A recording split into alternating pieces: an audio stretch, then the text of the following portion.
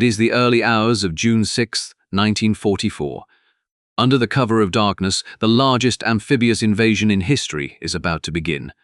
More than 150,000 Allied troops are crossing the English Channel, preparing to storm the beaches of Normandy. The fate of the Second World War hangs in the balance. But for this colossal operation, codenamed Overlord, to have any chance of success, the Allies need more than just soldiers, ships, and planes. They need a weapon of a different kind. They need a lie. A lie so vast and so convincing that it would fool the entire German high command, including Adolf Hitler. It would paralyze some of Germany's most formidable panzer divisions, keeping them positioned nearly 200 miles away from the real invasion site, waiting for a phantom attack that would never materialize. The success of D-Day and the liberation of Europe depended on this monumental deception. And who was the source of this war-winning lie? The architect of this grand delusion was a man the British themselves had repeatedly rejected as a potential spy. He was a former chicken farmer and hotel manager from Barcelona, a man with a wild imagination and an intense hatred of extremism. His name was Juan Pujol García. To the German Abwehr, their military intelligence service, he was their most trusted and valuable agent in Britain, a fanatical Nazi sympathizer codenamed Arabelle. They believed he was running a sprawling network of 27 loyal sub-agents, delivering a constant stream of crucial intelligence.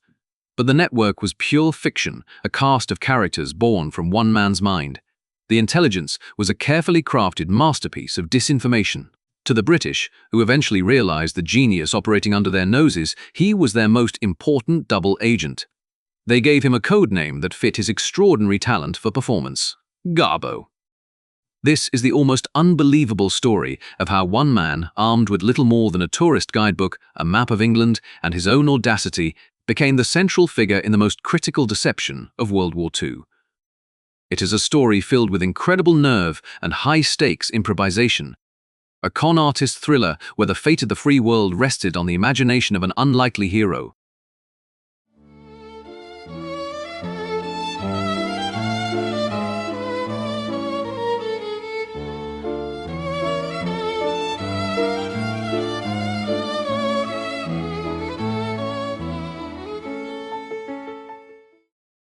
Part 1. The Man Who Hated Extremes. To understand the man who would become Agent Garbo, you first have to understand the world that created him. Juan Pujol García was born in Barcelona in 1912, the son of a factory owner. He was a thoughtful and, at times, difficult young man. He bounced between jobs, managing a cinema, running a poultry farm, and later managing a small hotel in Madrid. By his own account, his most defining characteristic was a deep, unshakable hatred of extremism. He was a man who believed in humanity, decency, and moderation, and his beliefs were about to be forged in the crucible of a brutal civil war. On July 17, 1936, the Spanish Civil War erupted. It was a conflict that tore Spain apart, pitting the leftist Republicans against the right-wing nationalists led by General Francisco Franco. For Juan Pujol, it was a nightmare. He was trapped, both physically and ideologically, between two fanatical forces that he viewed as equally destructive.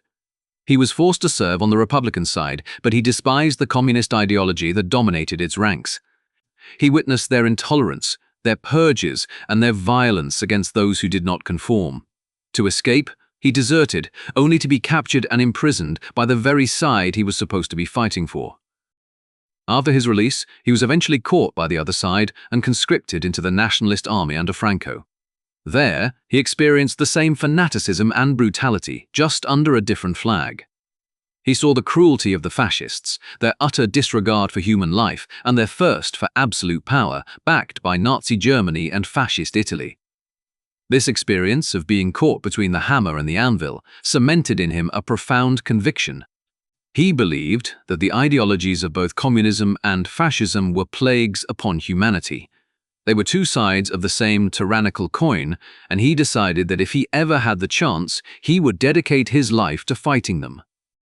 When the Second World War broke out in 1939, Pujol saw it as a continuation of the fight he had witnessed in Spain, but now on a global scale. He listened to the radio broadcasts, reading the news that trickled into Franco's neutral, yet pro-Axis, Spain.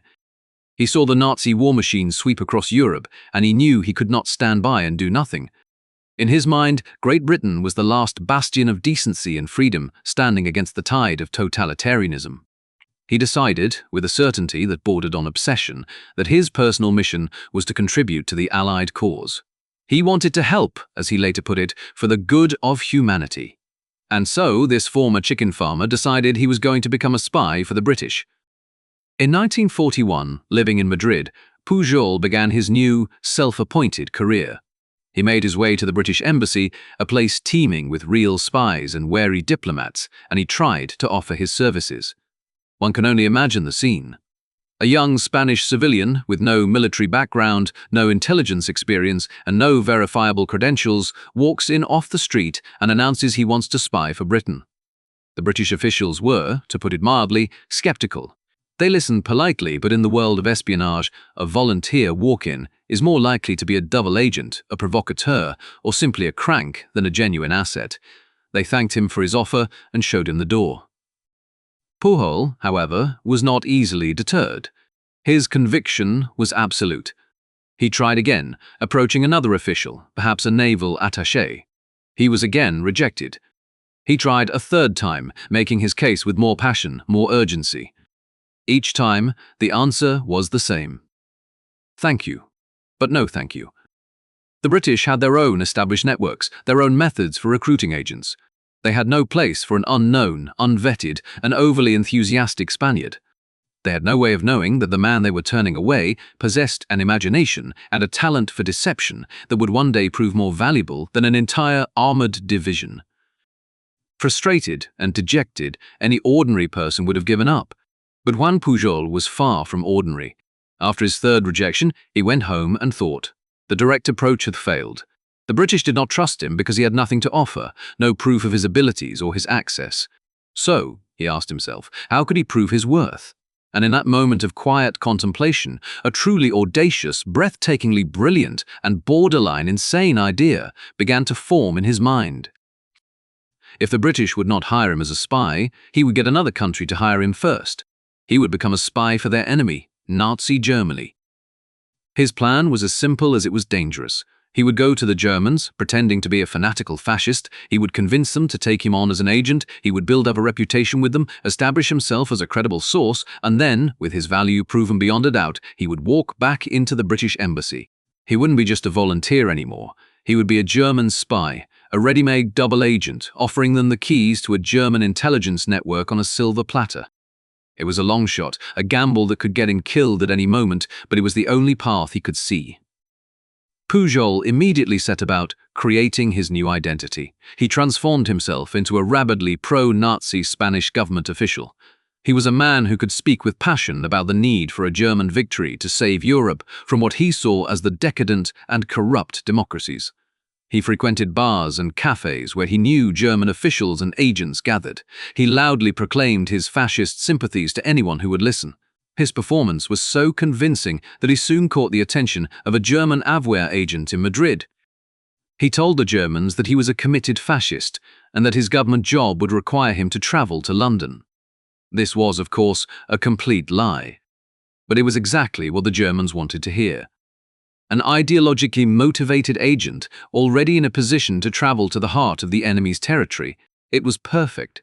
The Germans were thrilled. They took him on, gave him a crash course in the basics of spycraft, how to use secret ink, how to create a code name, how to communicate securely, and a few $1,000s for his expenses. They gave him his mission. Go to London, establish yourself, and build a network of spies to report on Allied activities. To them, he was now their new star agent, codenamed Arabelle. Juan Pujol García, the man who hated everything they stood for, was officially a Nazi spy. The first, and most difficult, part of his plan was complete. He had the trust of the enemy. Now, he just had to figure out how to become a master spy in a country he had never even visited.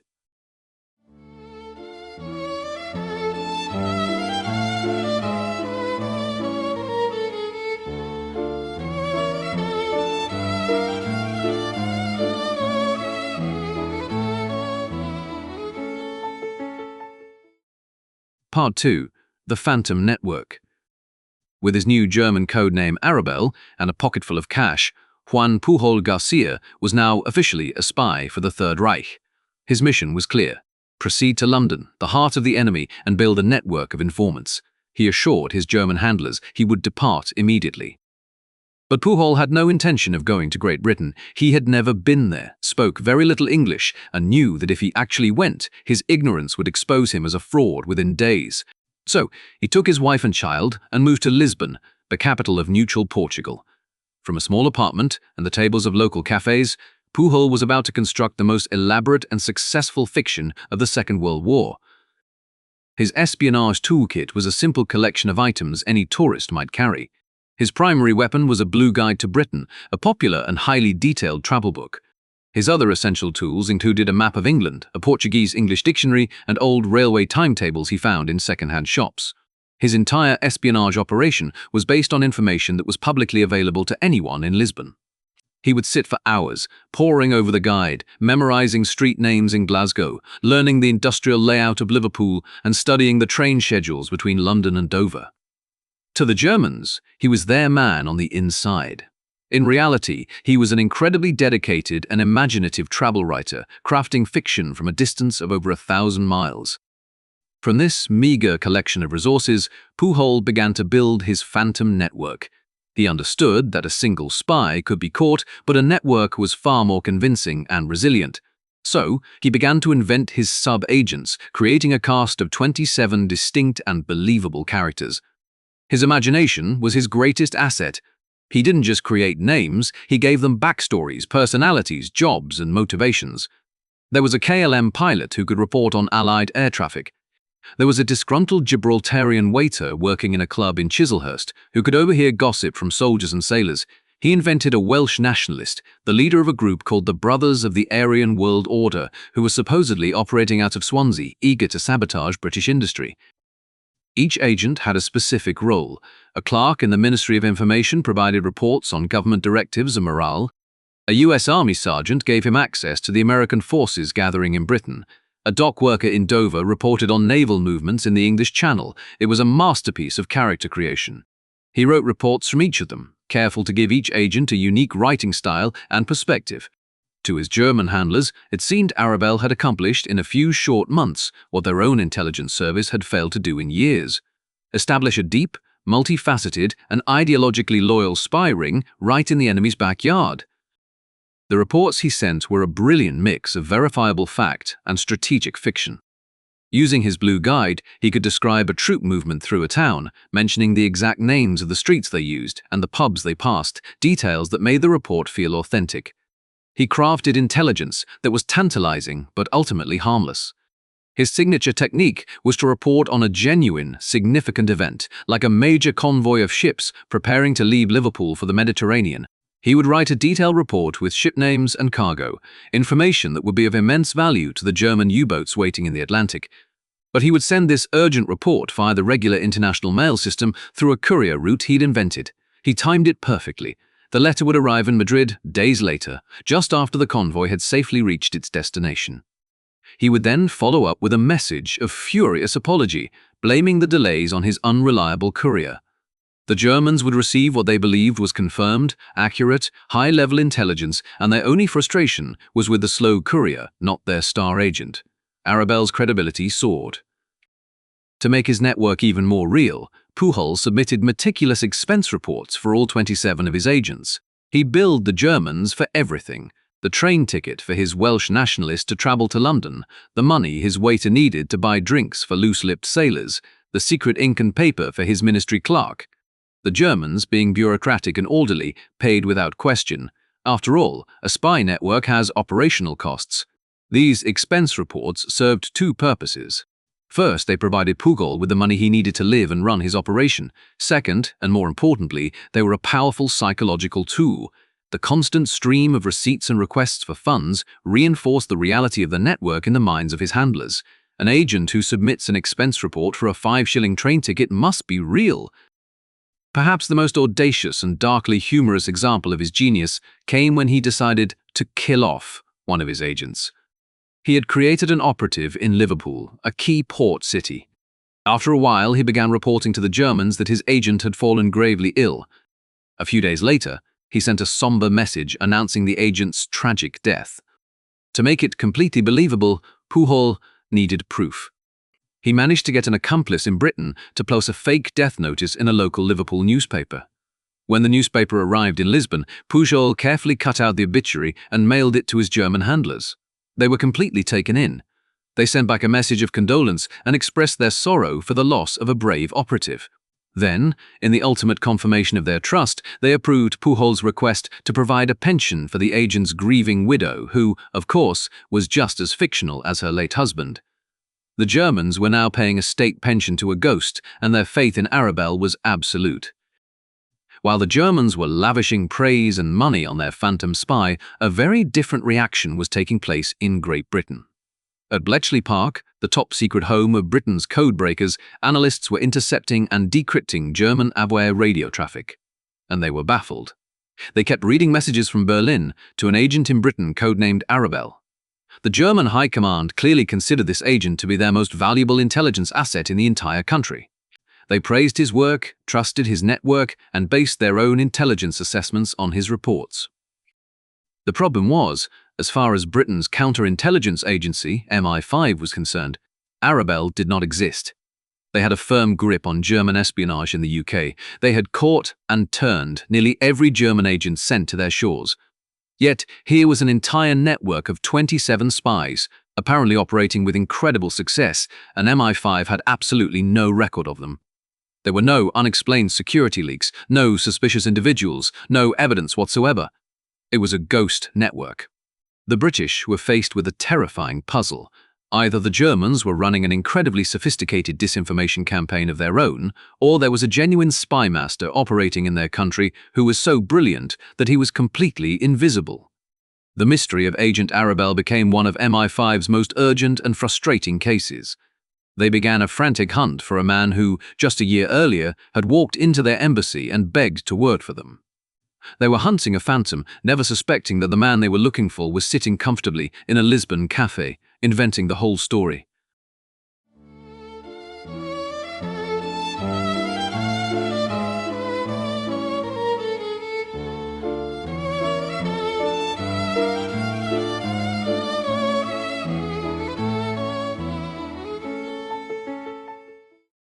Part 3. From Rogue Agent to Garbo. The hunt for Arabelle began. MI5 analysts sifted through the content of his intercepted messages, looking for clues. They began to notice small, almost imperceptible inconsistencies. The reports were brilliant, but they contained tiny errors, subtle mistakes that someone actually living in Great Britain would be unlikely to make. One of the most telling clues was a report from one of his agents in Glasgow. The agent claimed that the men working in the city shipyards would do anything for a litre of wine. To a German handler in Madrid, this might seem plausible. But to anyone at MI5, it was absurd. A working-class Glaswegian in the 1940s would be looking for a pint of beer or a glass of whiskey, not a litre of wine. There were other small slips. He reported on troop movements that used roads that were not quite right, and he described life in Britain with the faint, almost academic, tone of someone who had studied it in a book rather than lived it. The picture began to come into focus. Whoever Arabelle was, he was almost certainly not in Britain. The information in his reports was too good to be pure invention, but the cultural details were just slightly off. The investigators at MI5 concluded they were looking for a highly imaginative and resourceful operator based somewhere on the European continent, likely in a neutral country. The trail led them to the espionage crossroads of Europe, Lisbon. The breakthrough, however, came from a concerned wife. By early 1942, Juan Pujol's wife, Araceli, was growing increasingly tired of life in Lisbon and terrified for her husband. He was obsessed with his secret work, spending all his time and money on his imaginary spy ring. She worried constantly that the Germans would discover his deception and that their whole family would be killed. In a moment of desperation, she approached an American official she knew at the US Embassy, a naval attaché named Lieutenant Norman Demarest. She told him that her husband was a Spanish man pretending to spy for the Germans, and that he desperately wanted to help the British. The Americans, now in the war, were working closely with British intelligence. Demarest was intrigued and passed the information along. This was the lead MI5 had been waiting for. It was the missing piece of the puzzle. They now had a name and a location for the mysterious Arabelle. The Phantom finally had a face. In April of 1942, an MI5 officer named Cyril Mills was dispatched to Lisbon. He met with Pujol in a quiet cafe. One can only imagine the tension of that meeting. Pujol, after more than a year of running his incredible solo con, was finally meeting the people he had been trying to reach all along. Mills, for his part, was meeting the man who had caused his agency countless sleepless nights. He had to be sure this wasn't some elaborate trap. But as Pujol began to talk, laying out his entire audacious scheme, the rejections of the embassy, the plan to fool the Germans first, the creation of the Phantom network from a travel guide, Mills realized he was sitting across from a genius. This wasn't just a rogue agent. This was a master of deception, a man of incredible courage and imagination. The decision was made immediately. Juan Pujol García was exactly the man MI5 needed. On April 24, 1942, Pujol arrived in London, brought over by the British Secret Service. For the very first time, he set foot in the country he had been describing in meticulous detail to his German handlers. He was reportedly amazed by the sight of London's double-decker buses and the intricate network of the underground, things he had only ever seen on his maps. His life as a rogue agent was over. He was now an official asset of the British government. He was assigned a case officer, a sharp and cultured man named Thomas Harris. The pairing was perfect. Harris was an artist and a fluent Spanish speaker, and he immediately recognized the creative artistry in what Pujol had accomplished. He saw Pujol not just as an agent, but as a performer. It was Harris who, after hearing the full, unbelievable story of the Phantom network and the fictional dead agent's widow, declared that Pujol was the best actor in the world. From that moment on, Juan Pujol García, formerly Arabelle to the Germans, was given his new British codename, Garbo. The one-man operation that had been run from a Lisbon cafe was now a fully fledged, state-sponsored counterintelligence mission. Garbo and his case officer, Tommy Harris, became a formidable team. They moved into a house in the suburbs of London and set about refining and expanding the network. Garbo's raw, imaginative talent was now backed by the full resources of British intelligence. They set up a dedicated radio and an operator, allowing Garbo to communicate directly and instantly with his German handlers in Madrid.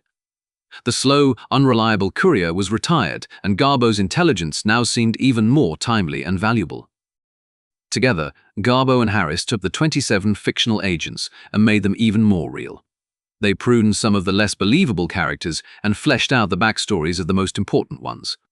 The crucial difference was that now, Garbo's reports could be seeded with nuggets of genuine, top-secret information, carefully selected by MI5 to be impressive but not damaging. He might report on a real convoy, but get the date of its departure wrong by a day. He might provide an accurate technical detail about a new Allied tank, but combine it with false information about where these tanks were being deployed. This new level of sophistication cemented Garbo's status as a legend within the German Abwehr. His intelligence was now more accurate, his access seemed deeper, and his reports were more professional than ever. The Germans, who had been impressed by the amateur spy in Lisbon, were now utterly convinced that their agent Arabelle was the most successful spymaster of the Second World War. They had no idea that their greatest asset was now living comfortably in London, working hand in glove with MI5. The stage was now set. Garbo was in position, his credibility with the enemy was absolute, and he was about to be handed the most important acting role of his life, to serve as the linchpin in the deception plan for the Allied invasion of Europe.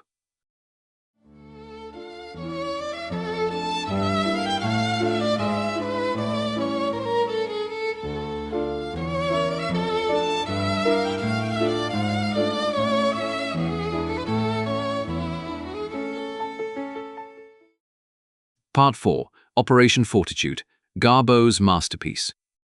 By 1943, the tide of the Second World War was turning in favor of the Allies. But to defeat Nazi Germany, they needed to open a Western front. They had to launch a full-scale invasion of mainland Europe, a colossal and incredibly risky undertaking codenamed Operation Overlord. The plan was to land hundreds of thousands of troops on the beaches of Normandy in northern France. But for Overlord to succeed, one thing was paramount: surprise. If the Germans knew where the Allies were going to land, they would concentrate their powerful panzer divisions and throw the invasion force back into the sea. The beaches of Normandy would become a slaughterhouse. The Allies, therefore, needed a lie so big and so convincing that it would deceive the entire German military machine. This lie was given a name: Operation Fortitude. It was the most complex and ambitious deception plan in military history, and its objective was simple: to convince Adolf Hitler and the German High Command that the main Allied invasion of Europe would not take place at Normandy, but at the Pas de Calais.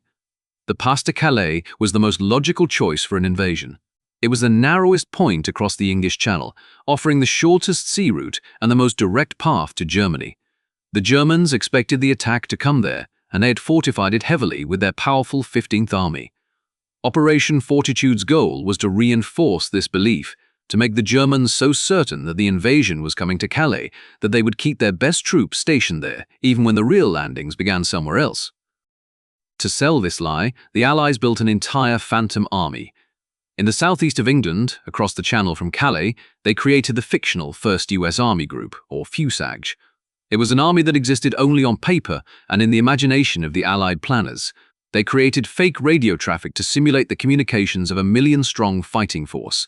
They built thousands of inflatable rubber tanks, dummy aircraft, and cardboard landing craft, and placed them in fields and harbors across Kent and Essex for German reconnaissance planes to photograph. They even appointed a real, and famously aggressive, commander to lead this ghost army, General George S. Patton. The Germans both feared and respected Patton, and they couldn't imagine he would be given command of anything less than the primary invasion force. But inflatable tanks and fake radio signals were not enough.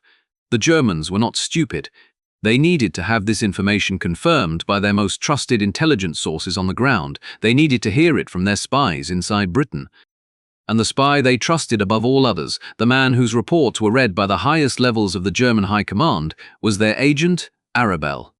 The entire success of Operation Fortitude, and by extension D-Day itself, would ultimately rest on the shoulders of one man: Juan Pujol García, Agent Garbo. He and his imaginary network of 27 agents were about to become the star players in the greatest deception of the war. Working closely with his MI5 handler, Thomas Harris, Garbo began the performance of a lifetime. The small house in suburban London became the nerve center for the Phantom Network, its radio transmitter, now the primary channel for feeding the Fortitude deception directly to the German Abwehr. In the months leading up to June 1944, Garbo's network was incredibly busy. They sent over 500 radio messages, a constant stream of intelligence that meticulously built up the picture of Fusage preparing to invade at the Pas de Calais. Each of his 27 fictional agents played a part. His KLM pilot reported seeing vast numbers of landing craft being assembled in the harbours of southeast England. His disgruntled Welsh nationalists sent reports from Dover describing the massive build-up of Patton's troops. Other agents reported on the distribution of invasion maps of the Calais region and the cancellation of all leave for soldiers stationed in the southeast. Every message was a carefully placed brushstroke in a giant, elaborate painting of a fake invasion. The reports were so detailed, so consistent, and came from so many different sources within the same network that the Germans found them impossible to disbelieve. Garbo was confirming everything. Their own aerial reconnaissance and strategic analyses were telling them. The bait was being taken. Then came the moment of truth. In the pre-dawn darkness of June 6, 1944, the real invasion began. Allied troops stormed the beaches of Normandy. The greatest test for Garbo and for Operation Fortitude had arrived. Would the Germans see this as the main assault, or could he convince them it was merely a diversion? That morning, as news of the landings reached London, Garbo did nothing. He remained silent. This was a deliberate and brilliant piece of stagecraft. If he had immediately reported on the invasion, it might have seemed suspicious. Instead, he waited. At 3 o'clock in the morning, his German radio operator began sending frantic messages, asking why Arabelle had not reported this major development. It wasn't until 6 a.m. that Garbo finally made contact. He sent a message of profound apology to his handlers. He was terribly sorry. He claimed that one of his key agents in the Southampton area, who should have warned him, had been taken ill and that he had missed the initial phase of the assault. He reported that what was happening in Normandy was clearly an attack, but his other sources confirmed that it was a diversionary maneuver, a feint designed to draw German reserves away from the main target area. Then, At the height of the Normandy battle, Garbo sent the most important message of his career. He radioed his handlers and told them that his network had confirmed the true purpose of the Normandy landings. He insisted, with great urgency, that this was a large-scale trap. The Allies were trying to lure the 15th Army and its powerful panzer divisions south from the Pas de Calais.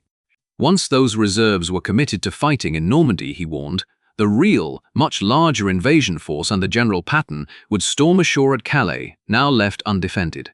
He pleaded with them not to move their forces. The message was rushed up the chain of command, through the Abwehr, through the German General Staff, all the way to Adolf Hitler's headquarters. And they believed him. Hitler himself became convinced that Normandy was a sideshow. He refused to release the critical panzer divisions held in reserve near Calais. The German 15th Army, one of the most powerful forces in occupied Europe, sat and waited for an invasion that would never come. For days, then weeks, while the Allied forces struggled desperately to establish and expand their fragile beachhead in Normandy, the German tanks that could have swept them back into the sea were held in place, immobilized by a fiction created by a former chicken farmer. Historians agree that this delay was absolutely critical. It gave the Allies the precious time they needed to land more troops and equipment, secure their position, and begin the slow, bloody fight to liberate France. Garbo's work was not done. For 2 months after D-Day, he continued to send reports about Fusag, keeping the threat to the Pas de Calais alive, ensuring the German reserves remained pinned down. His performance was so utterly convincing that on July 29, 1944, the German High Command awarded him the Iron Cross, one of their highest military honors, for his extraordinary services to the Third Reich. The medal, they informed him by radio, would be presented to him personally by the Führer after the war. 5 months later, in a secret ceremony in London, Juan Pujol García was decorated again. This time, he was made a member of the Order of the British Empire, an honor bestowed upon him by King George VI for his pivotal role in ensuring the success of the D-Day landings and saving countless Allied lives. He had achieved something no one else ever had. He had been decorated for valor by both sides of the war, for the very same act. When the war ended, Garbo was terrified. He was certain that surviving Nazis would hunt him down and kill him for his deception. With the help of MI5, he concocted one last piece of fiction. In 1949, they faked his death from a tropical disease in Angola. With his past erased, Juan Pujol moved to Venezuela, opened a small bookstore, and vanished into obscurity. His incredible story, known only to a handful of intelligence officers. He lived a quiet, anonymous life for nearly 40 years, not even telling his own children about his past. He was finally rediscovered in 1984 by a British historian, and his unbelievable story was told to the world. Agent Garbo, the man who fooled Hitler, was a hero who had to become the best actor in the world to save it. His war was not fought with a gun, but with a travel guide, a radio, and the most powerful weapon of all, a single, brilliant imagination.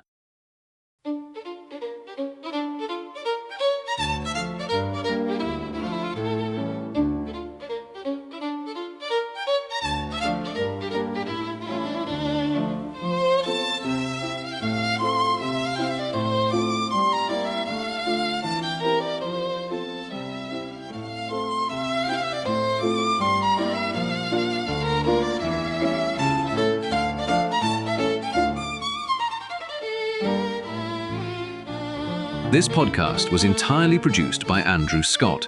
If you have any suggestions for topics or improvements, please get in contact.